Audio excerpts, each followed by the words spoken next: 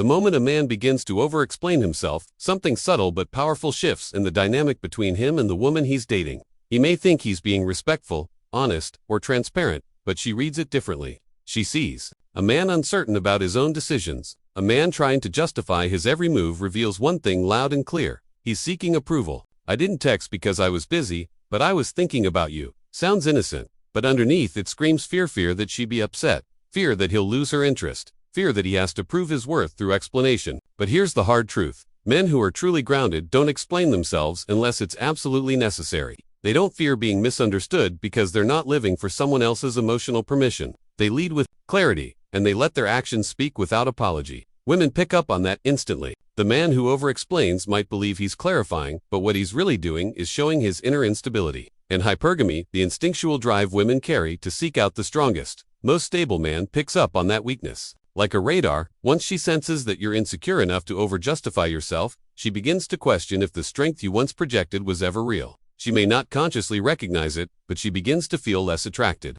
Because true masculine energy is silent strength. It doesn't argue for its place. It just exists, calm and certain. The moment you start defending your worth through words, you move from being the man she respects to the man she evaluates. And once you're being evaluated, you're no longer being desired. That's the cost of over-explaining. It trades respect for reassurance, and in doing so, slowly kills attraction.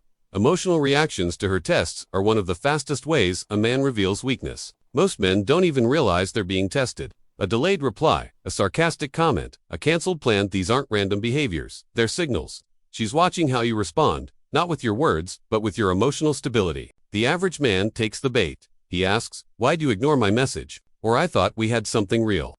He gets defensive, moody, or starts pleading for clarity.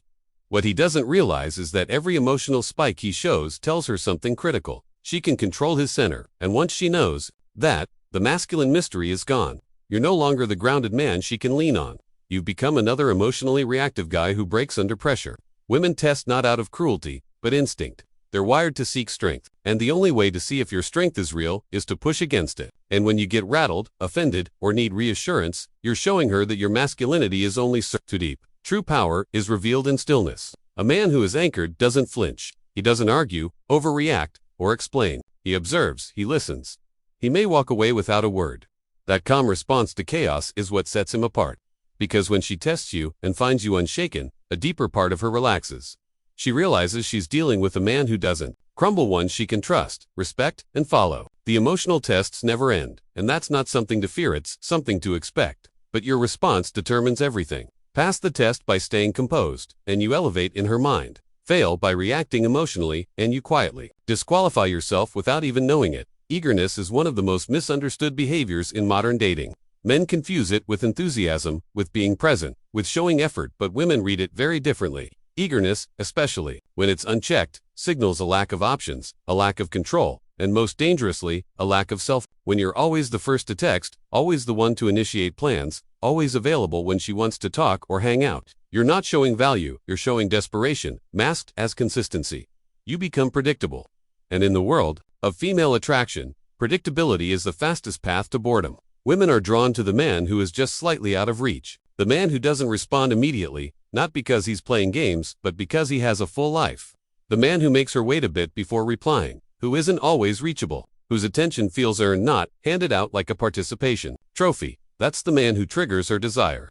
When you're too eager, she senses that you've placed her above yourself. You start giving her the impression that her time and validation matter more than yours, and that imbalance kills the mystery, drains the tension, and flattens the dynamic. Women want a man who has options, a man who moves with purpose and is selective with who gets access to his world. The more you offer yourself freely, the less she values what you bring.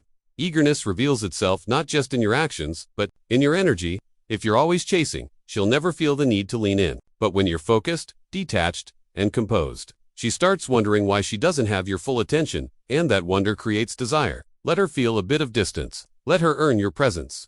That's how you stop being an option and start becoming the prize.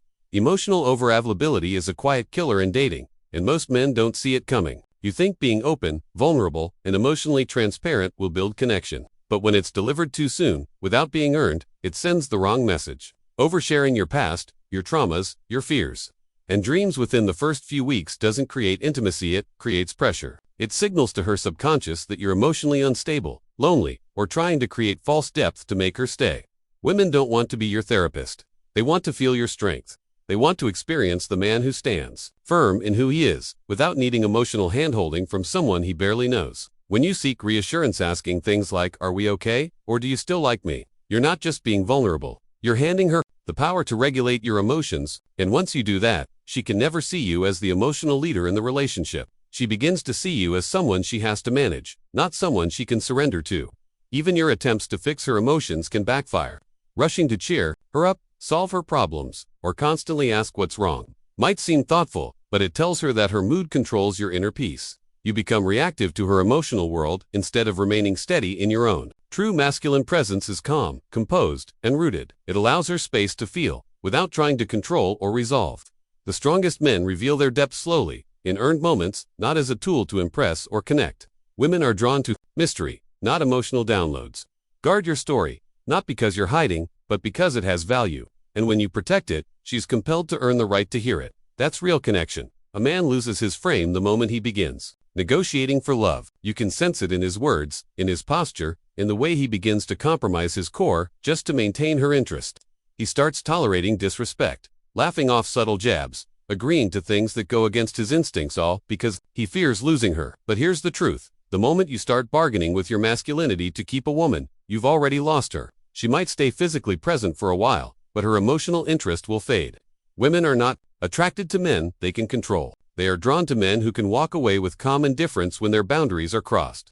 Frame is not about being dominant or aggressive, it's about being immovable in your values. It's about making decisions based on what's right for you, not what might please her or keep the peace. The man who holds frame doesn't need to explain himself, justify his standards, or chase after validation. He's not afraid of being alone because he doesn't see solitude as punishment, he sees it as clarity. The man who loses frame begins to orbit her world instead of remaining the center of his own. He starts overgiving, and that overextension breeds resentment first in him, then in her.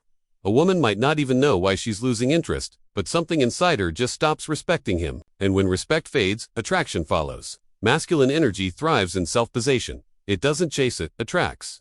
It doesn't bend under pressure, it remains composed. You don't win a woman by proving your worth through sacrifice. You draw her in by showing that your sense of worth is non-negotiable. That's the difference between being wanted and being tolerated. Never trade your frame for affection. Keep it tanned. Let everything else align accordingly.